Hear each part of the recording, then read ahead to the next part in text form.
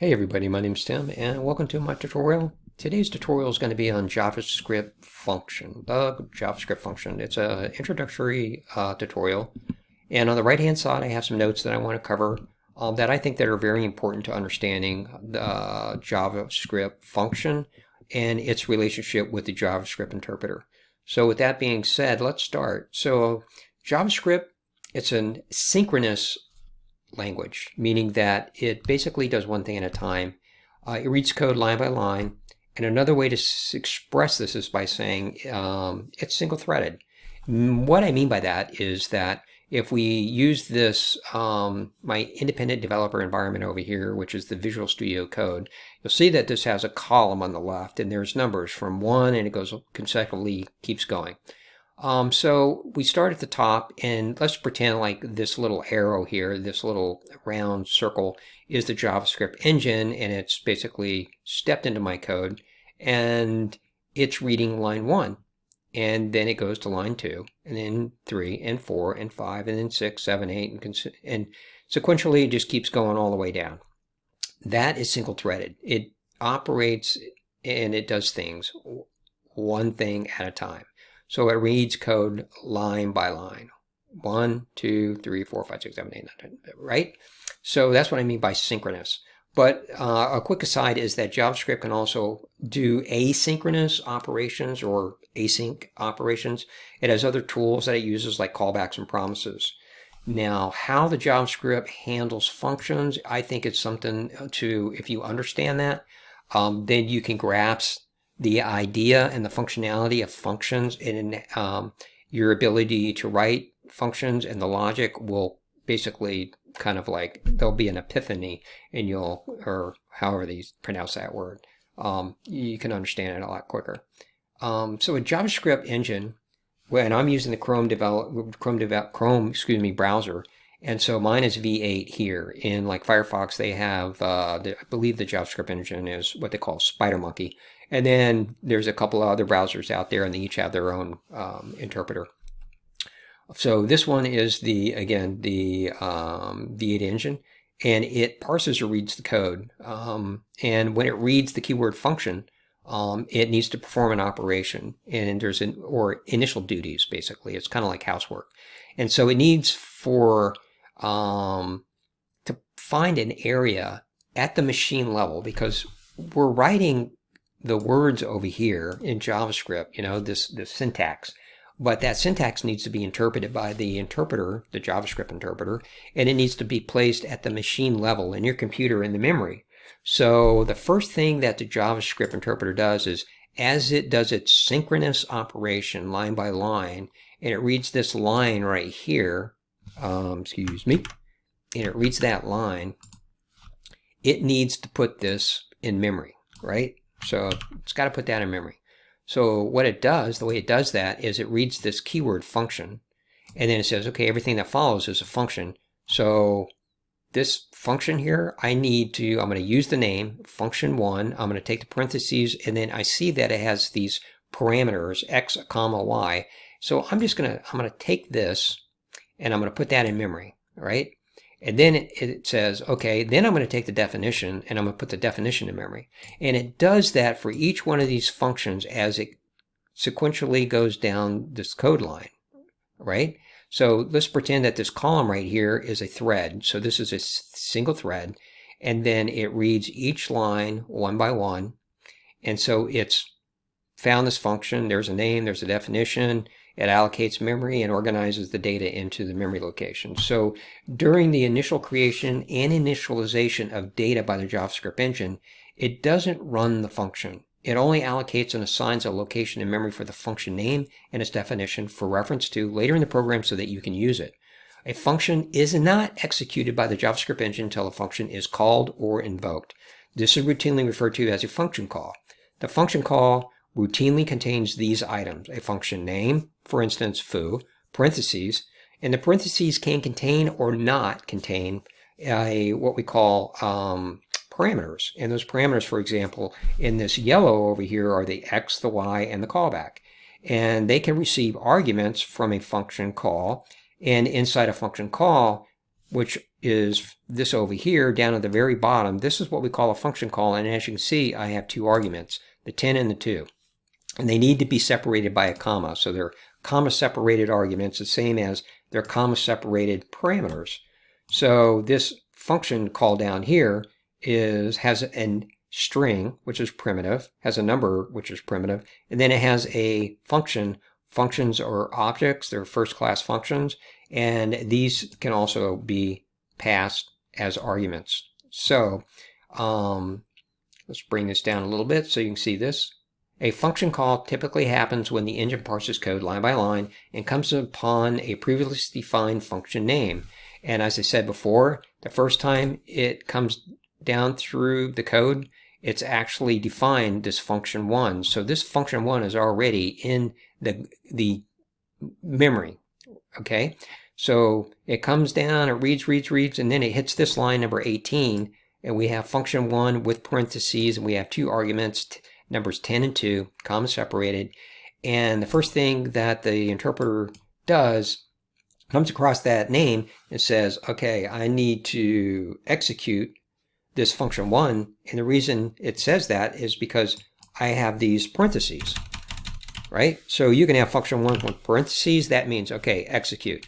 If you don't have parentheses, all you're going to see, if you were to console log this out, meaning that if I was to go in here and just console log this, and let's just save that. And if I pull up my console, that's all you're going to see. You're going to see this function, and this function definition basically, not to sidestep, but JavaScript is a prototype base language. It has a prototype inheritance, more or less, and it functions through what they call the prototype chain. And functions are objects, and this object has what they call a prototype property on the object. So what you're seeing is that when the interpreter reads this function 1, this name here, it's actually linking up with its prototype property, and it's reading down through what they call the constructor, and it's the constructor function or definition, and this is what you're looking at. And so if you don't put parentheses, if you don't put parentheses in that, then that's all you're going to see. Now, to call a function, you have to put parentheses there. So if I save that, then I'm definitely going to pull up the function there. So I don't want to run that right now, so I'm going to clear that. To clear the console over here, you can put your arrow over in the pane, right click and say clear console. You can also say right click, and you can also clear console history. There you go. So we got that there, and I'm going to, this is still running in the background, and hit that. So let's clear that out for you. So a function call typically happens when the engine parses the code line by line and comes upon a previously defined function name and associated parentheses. The parentheses inform the engine to execute the function, like I just explained, and I'm going to take that console log out here before I forget. Sorry about that, guys. Come on, keyboard. Got a new keyboard, so I'm kind of messing around with it, learning its keys, and I'm going to need to save that. So the parentheses inform the JavaScript engine to execute the function, and then goes searching for the function name in memory. So I don't want to get in depth, but just a recap. Functions are objects, and in JavaScript, most of the code functionality is centered around the object construct. Functions are also referred to as first-class functions because they can be passed around in code as arguments, returned by other functions, and assigned to variables. And that's what we mean by functions in JavaScript are first class. So upon locating the function name in memory, the engine uses it to reference the value of the function definition. It then steps into the body to execute it and executes it once again line by line. And I'll show you this in a minute when we look at this in the debugger.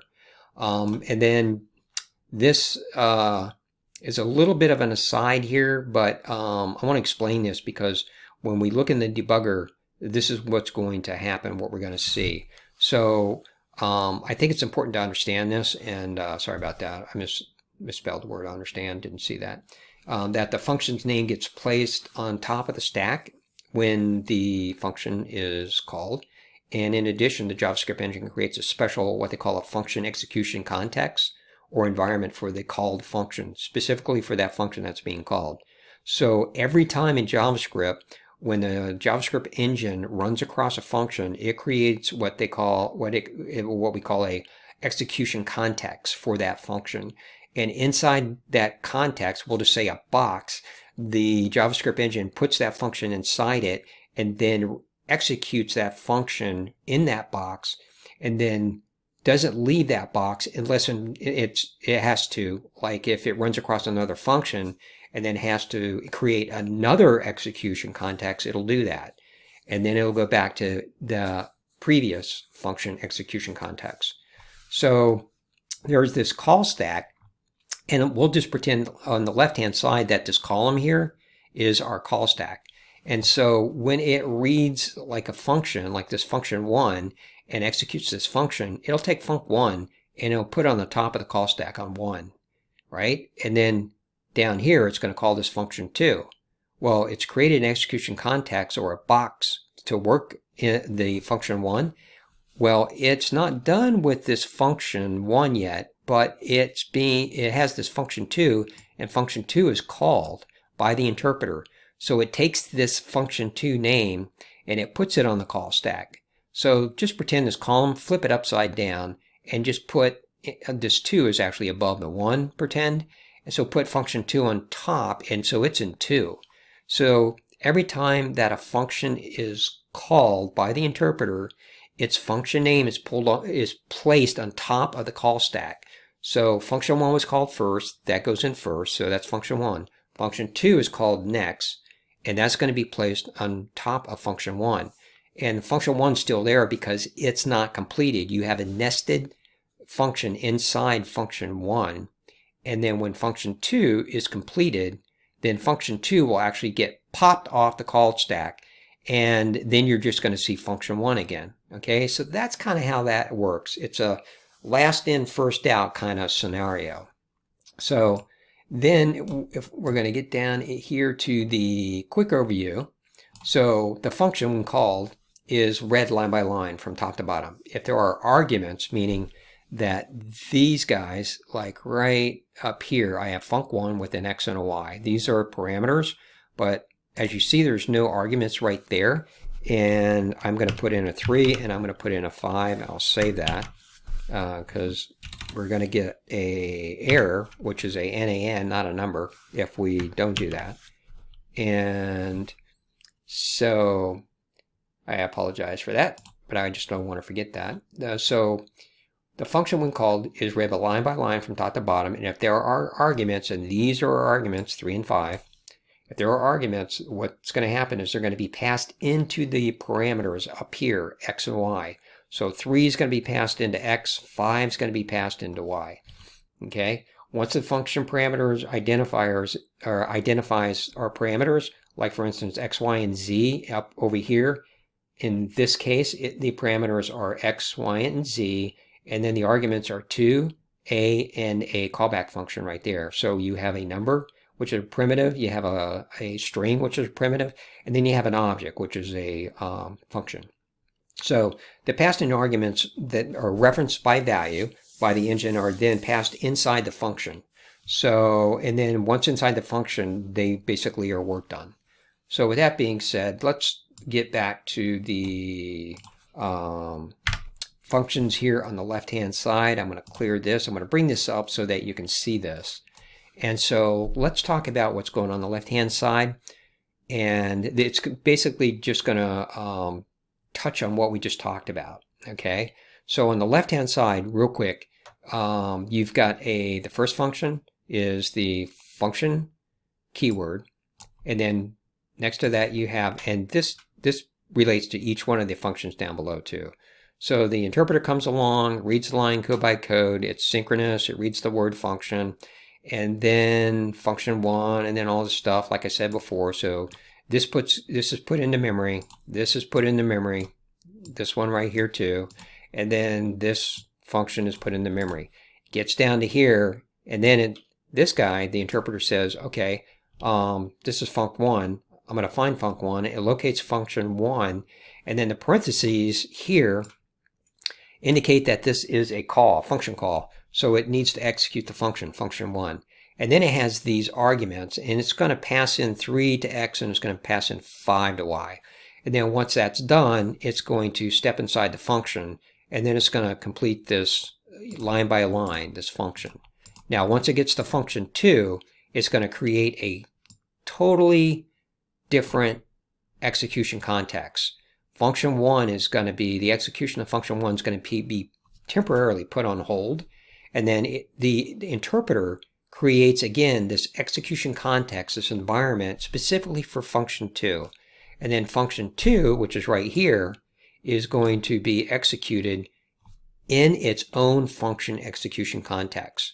And then once function 2 is completed, then it will basically be popped off the call stack, and then it will, the interpreter goes back over here down and keeps going, right?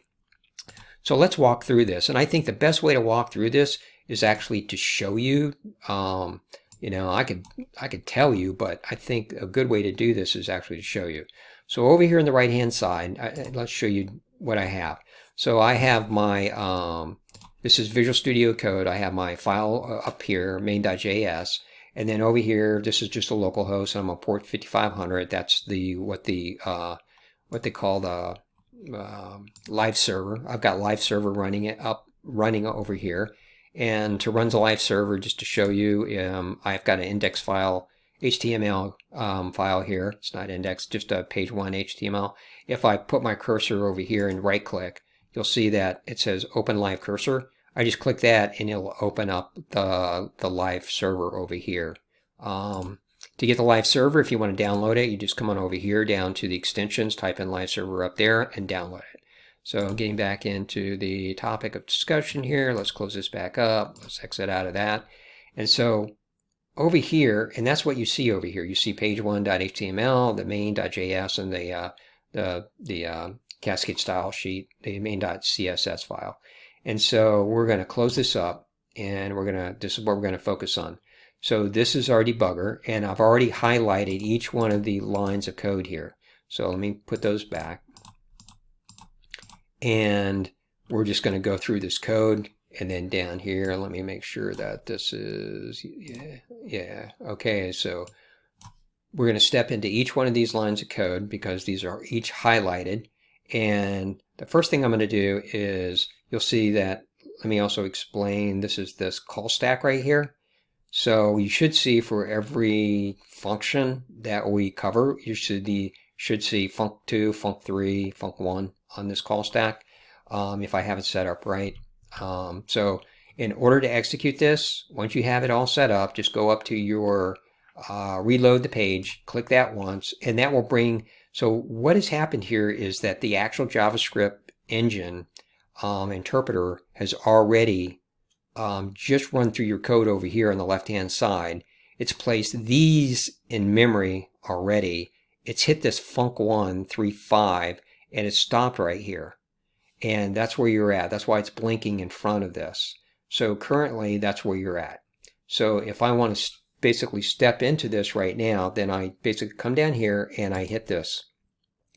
And what that's done is I have just func1. See this func1? That's the name of the function.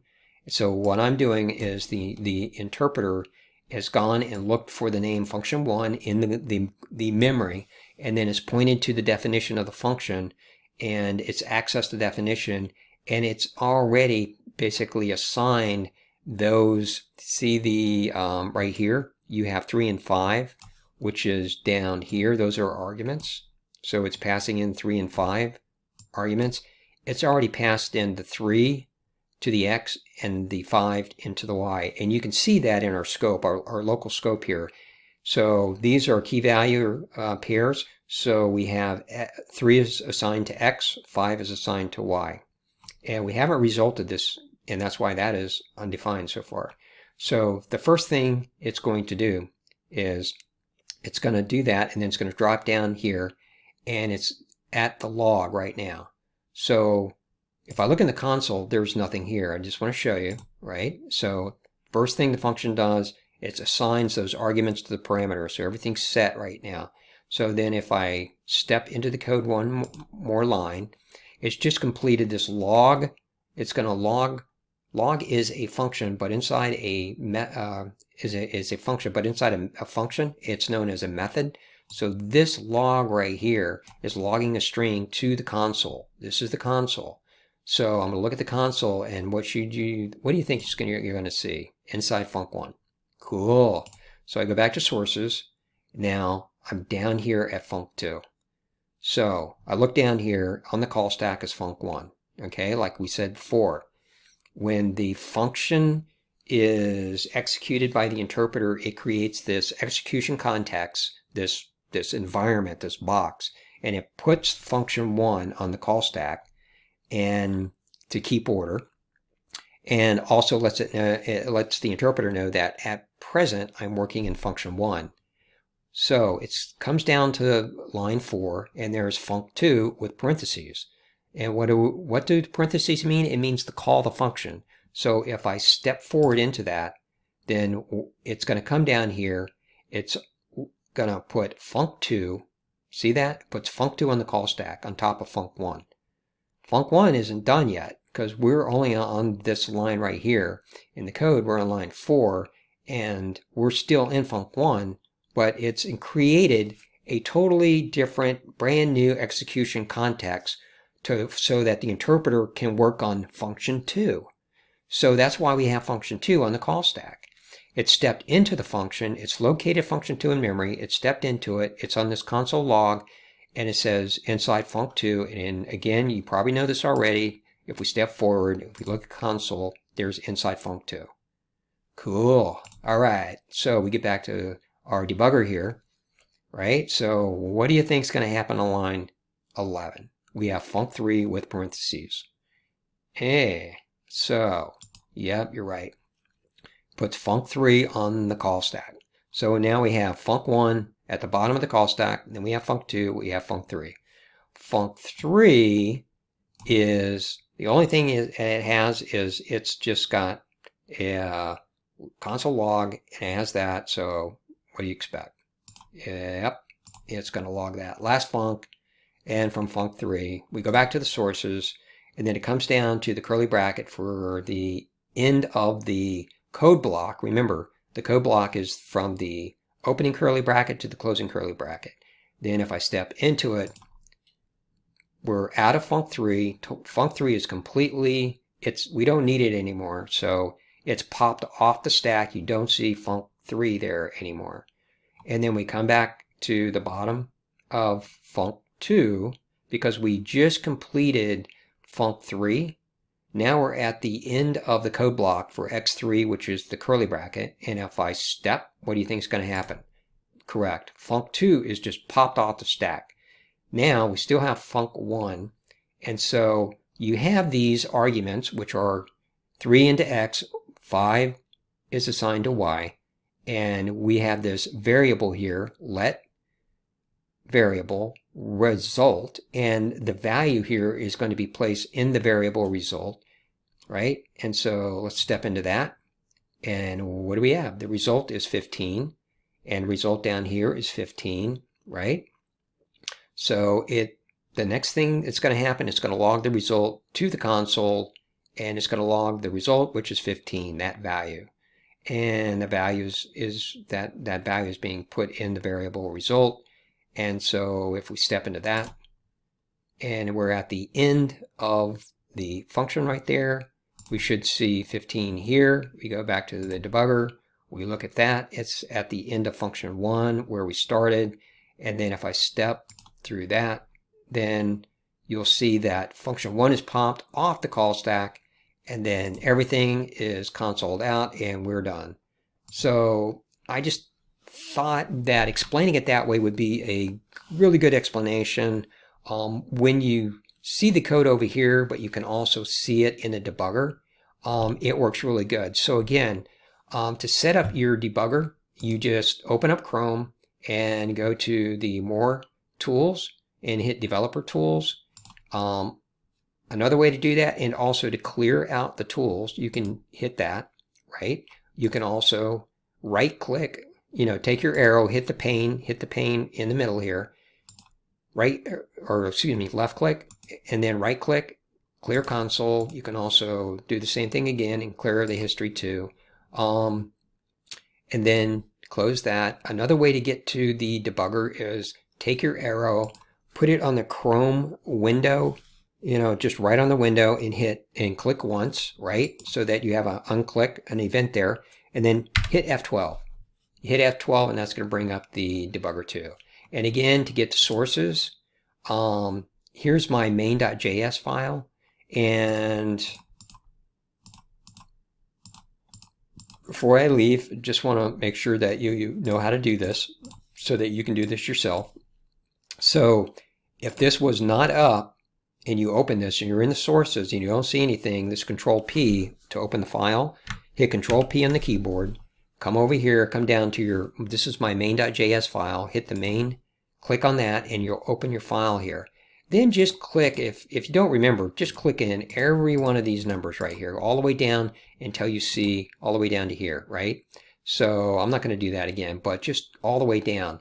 Then once you've got these all highlighted, then what you do is you go up to the Chrome browser here, you reload the window, and it's going to bring you down into the function call, and you're good to go. And then you can, down here, you can open and close all this stuff. You can open up the call stack, open up these breakpoints. The breakpoints these are your breakpoints. That's a breakpoint 18. Breakpoint is off, breakpoint is on. Another way to turn this on and off is actually to come over here and just hit deactivate breakpoints. My mouth is getting dry. I think need a little water, blah, blah, blah. So anyway, hey, I hope you enjoyed the video. I hope you learned something here. If you like this video, please comment below. And don't forget to subscribe. Thank you very much.